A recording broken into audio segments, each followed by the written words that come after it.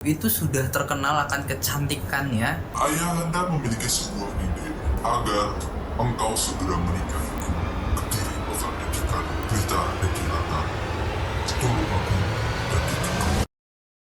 Halo semuanya, balik lagi sama aku Danis. Di video kali ini aku bakal ngasih tahu kalian yang suka naik gunung. Ya kalau kalian naik gunung pasti kalian udah nggak asing lah ya dengan nama Gunung Kelut. Atau kalau udah sampai puncaknya biasa orang sebut itu Puncak Lembu Suro. Di balik keindahan yang ada di Puncak Lembu Suro itu tuh terdapat cerita masyarakat atau urban legend yang dimana cerita ini bisa menghasilkan nama puncak menjadi Puncak Lembu Suro. Ya pokoknya itulah ya intinya lah ya. Jadi gimana ceritanya, langsung aja kita masuk ke ceritanya. Jadi pada masa zaman dahulu ada sebuah raja yang bernama Prabu Brawijaya. Ya kalian tau lah, Prabu Brawijaya itu adalah seorang raja pada masa kerajaan Majapahit. Nah, Prabu Brawijaya ini memiliki seorang putri yang dimana putri beliau itu sudah terkenal akan kecantikannya ke seluruh antero negeri, bahkan di luar kerajaan Majapahit itu sendiri, yaitu Putri Dyah Ayu Pusparini. Nah, tapi karena sang raja makin bertambah usia, bertambah umur dan semakin tua, sang Prabu Brawijaya ini pun berpikir untuk segera menikah sang putri. Akan tetapi sang putri ini tidak ada tanda-tanda untuk menikah. Ya, kayak cerita zaman dulu ya, cerita tentang kerajaan tuh pasti seorang putri itu jarang yang mau menikah. Kayak yang kemarin tuh cerita Reok Ponorogo itu juga diadakan sayembara gitu kan buat menikahkan sang putri. Nah, kali ini juga sang Prabu Brawijaya ini kan ingin segera menikahkan sang putri, tapi beliau juga memikirkan bagaimana caranya agar sang putri ini mau untuk menikah. Nah, sang raja pun memikirkan sebuah cara bagaimana menikahkan sang putri, hingga akhirnya sang raja ini memiliki sebuah ide setelah dia berpikir sepanjang malam. Ketika sang Prabu sudah mendapatkan ide, sang Prabu ini pun mengajak putrinya untuk berbicara empat mata untuk membahas ide tersebut. Sang Prabu pun berkata seperti ini. Ayah mengerti, engkau menginginkan suami yang hebat, sakti mandraguna, dan tampan. Ayahanda memiliki sebuah ide agar engkau segera menikah. Akan diadakan sayembara. Barang siapa laki-laki yang dapat merentangkan busur Kyai Garuda Yaksa dan mengangkat gong Kyai Sekar Delima, dialah yang berhak untuk mempersuntingmu. Mendengar perkataan sang Prabu seperti itu, sang putri ini pun tidak bisa mengelak ataupun membantah perkataan ayahnya. Jadi secara mau nggak mau pun sang putri mengiyakan apa perintah sang Prabu atau ayahnya ini. Esok harinya, sang Prabu ini segera memerintahkan semua pengawal ajudannya untuk menyiarkan informasi sayembara ini ke seluruh masyarakat yang berada di Majapahit dan kerajaan yang berada di sekitar Majapahit. Tetapi sebelum masuknya hari sayembara, sang putri pun merasa gelisah karena busur serta gong tersebut itu tidak sembarangan orang yang dapat melakukan hal tersebut. Yang ditakutkan sang putri tidak akan menikah hingga tua nanti. Intinya seperti itulah ya, takut nggak ada yang bisa untuk mengangkat, jadi nggak nikah gitu. Akhirnya hari sayembara pun tiba, yang dimana para peserta sayembara ini berkumpul di aula kerajaan Majapahit beserta dengan Prabu Brawijaya, istri serta putrinya yang duduk di singgasana. Akhirnya sang Prabu pun memukul gong pertanda mulainya sayembara. Satu persatu para peserta ini pun berusaha untuk merenggangkan atau merentangkan busur Kyai Garuda Yaksa. Tetapi seperti perkiraan sang putri, belum ada yang sanggup untuk merentangkan sang busur tersebut. Bahkan bukan cuma busurnya saja, tidak ada peserta yang sanggup untuk mengangkat gong Kyai Sekar Delima ini. Bahkan tidak sedikit para peserta pengikut sayembara ini mengalami cedera seperti patah tulang tangan atau tulang punggung karena mengikuti sayembara tersebut. Nah, melihat para peserta tidak ada yang sanggup, sang raja pun khawatir tidak ada yang sanggup untuk menikahi sang putri. Sehingga sang Prabu ini pun ingin memukul gong tanda berakhirnya sayembara. Tetapi ketika ingin memukul gong tanda berakhirnya sayembara, terlihat dari pintu aula ada seorang pemuda berkepala lembu datang menghampiri sang Prabu. Wahai Prabu, bolehkah hamba untuk mengikuti sayembara ini? Kau siapa Kisana? Hamba biasa dipanggil oleh masyarakat dengan panggilan Musyo Prabu. Hah, ya sudah, kau boleh mengikuti sayembara ini. Sang Prabu ini pun menganggap remeh sang Lembu Suro karena ya Prabu ini udah melihat para peserta sayembara yang lain saja tidak mampu, apalagi Lembu Suro ini gitu. Akan tetapi di luar dugaan sang Prabu, sang Lembu Suro pun berusaha untuk memenuhi syarat yang diajukan oleh Prabu Brawijaya. Dengan kesaktiannya, dengan ilmu kanuragan yang dia punya, sang Lembu Suro ini pun dengan sangat mudah merentangkan busur Kyai Garuda Yaksa. Nah, ketika sang Lembu Suro ini berhasil merentangkan, para peserta yang berkumpul di aula tersebut itu berseru dengan sangat pecah karena ada yang berhasil untuk merentangkan. Melihat sang Lembu Suro ini berhasil, sang putri itu udah mulai was-was, sudah mulai gelisah karena beliau benar-benar tidak ingin dinikahkan oleh seorang dengan berkepala lembu. Akhirnya Lembu Suro ini pun telah memenuhi syarat pertama dan lanjut untuk syarat keduanya, yaitu mengangkat Gong Kiai Sekar Delima. Sang putri pun berharap sang Lembu Suro ini tidak berhasil untuk mengangkat Gong Kiai Sekar Delima ini. Akan tetapi takdir berkata lain. Lembu Suro berhasil mengangkat Gong Kiai Sekar Delima. Melihat Lembu Suro ini berhasil mengangkat dan memenuhi semua syarat, sang putri Dyah Ayu Pusparini pun kecewa dan hancur hatinya menerima kenyataan bahwa kelak yang akan dia nikahkan atau yang akan menikah dengan dia itu adalah seorang laki-laki berkepala lembu.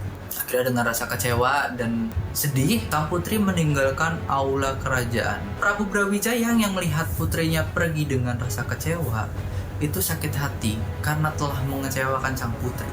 Akan tetapi demi menjaga harta martabat seorang prabu, mau tidak mau dia memutuskan Lembu Suro berhak untuk menikahi putrinya. Hari demi hari telah dilewati dari hari sayembara. Sang putri ini masih merenung, masih hancur hatinya menerima kenyataan. Beliau cuma hanya berdiam diri di dalam kamar, kadang melamun, dan tanpa sadar sang putri itu meneteskan air mata. Melihat sang putri semakin hari semakin buruk keadaannya, sang inang pengasuh pun memberikan saran kepada sang putri untuk memberikan satu persyaratan lagi kepada Lembu Suro, yaitu menggali sumur di puncak Gunung Kelut, yang dimana sumur ini kelak akan digunakan oleh sang putri untuk berendam atau mungkin untuk mandi juga. Akhirnya sang putri pun menerima saran dari sang inang ini dan mengatakan kepada Lembu Suro, dan Lembu Suro pun menyetujui syarat tambahan.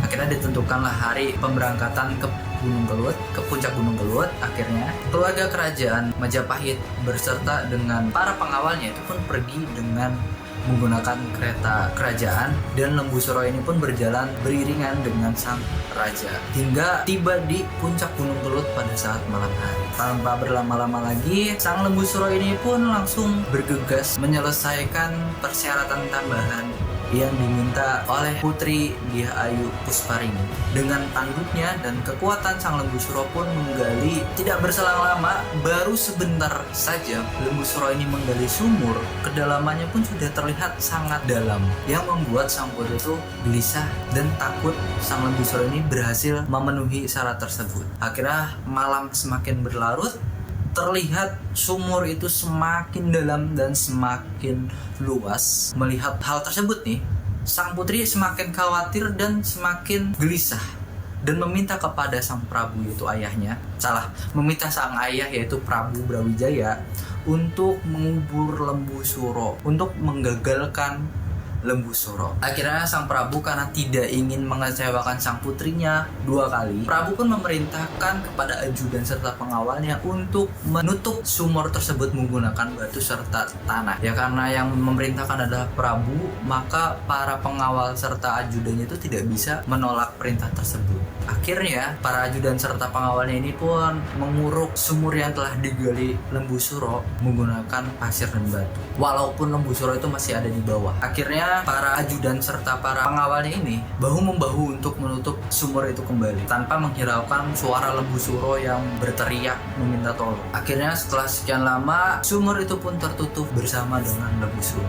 Akan tetapi ketika telah selesai mengubur Lembu Suro serta sumurnya yang telah diuruk, tiba-tiba langit yang awalnya cerah mendadak mencekam. Awan hitam berdatangan, angin berhembus dengan kencang, dan petir pun menyambar ke semua area. Ketika kejadian semakin mencekam, suasana semakin mencekam, terdengar sumpah serapah dari Lembu Suro. Yo, Kediri besok bakal ketuk memiliki semua kampung. Yoiku, Kediri bakal dadi kali, Blitar dadi latar, Tulungagung dadi gedung. Yang dimana artinya itu, wahai masyarakat Kediri, suatu saat nanti akan datang balasanku yang sangat amat besar, yaitu Kediri akan jadi sungai, Blitar akan menjadi daratan, dan Tulungagung akan menjadi danau. Sebenarnya Kedung itu lebih ke ya perairan dalam lah, bisa disebut danau juga. Mendengar ancaman tersebut, Sang Prabu Brawijaya ini pun merasa takut akan sumpah serapah tersebut. Akhirnya Prabu Brawijaya ini berserta dengan rakyatnya membangun penangkal dari ancaman tersebut, hingga penangkal tersebut tinggi seperti gunung, besar seperti gunung, yang dimana saat ini itu penangkal dari ancaman si Lembu Suro ini dikenal oleh masyarakat sebagai Gunung Pegat. Dan selain membangun penangkal, Sang Prabu Brawijaya serta masyarakat ini membuat sesajen, membuat larung penangkal bala di puncak Gunung Kelut. Akan tetapi ketika Gunung Kelut erupsi, masyarakat di sekitar sana itu percaya bahwa itu adalah amukan Sang Lembu Suro akan perlakuan Sang Prabu Brawijaya beserta putrinya. Oke, jadi itu adalah cerita Lembu Suro ya. Sebenarnya kenapa di sekitar Gunung Kelut pun juga ada patung yang berbentuk manusia berkepala kerbau atau lembu, yaitu karena dari cerita masyarakat seperti ini atau urban legend ini. Nah, buat kalian yang pernah daki Gunung Kelut, itu Gunung Kelut itu puncak Lembu Suronya itu tingginya itu sekitar 1731 mdpl ya. Dan itu memang ketika kalian sudah sampai puncak benar-benar wah, takjub banget dengan ciptaan Tuhan, yaitu alamnya yang sangat indah. Tapi ya lagi-lagi buat kalian yang mau naik gunung ke sana juga, atau buat naik gunung yang lain ya, itu harus mementingkan adab istiadatnya. Seperti pepatah mengatakan, di mana bumi kita pijak, langit kita junjung. Jadi benar-benar kita harus jaga adab kita. Dan ini kan cerita urban legend, kalian bisa percaya atau tidak dengan cerita seperti ini, atau mungkin ini juga menjadi sebuah kisah atau pembelajaran bagi kalian ya. Ada banyak pembelajaran yang bisa kita ambil dari cerita urban legend atau masyarakat seperti ini. Dan buat kalian masyarakat sekitar Gunung Kelut kayak seperti Kediri, Blitar, dan Tulungagung, coba komen dong. Kalau misalkan emang aku ada yang kurang ceritanya, ntar komen ya, tolong tulis di kolom komentar. Jadi segitu aja video dari aku. Jangan lupa di like, subscribe, dan nyalakan lonceng notifikasinya biar nggak ketinggalan video-videoku selanjutnya. Mungkin kita selanjutnya bakal lebih nyari yang mistis atau mungkin urban legend lagi, kita nggak tahu. Dan jangan lupa juga untuk follow akun Instagramku sama TikTokku, yaitu RG Daniswara. Buat kalian tahu tuh konten yang berbeda ya di Instagram dan TikTok. Itu lebih ke video sehari-hari dengan pengolahan video yang seperti itulah. Kalau penasaran bisa cek aja ya. Sekian dari aku, bye bye.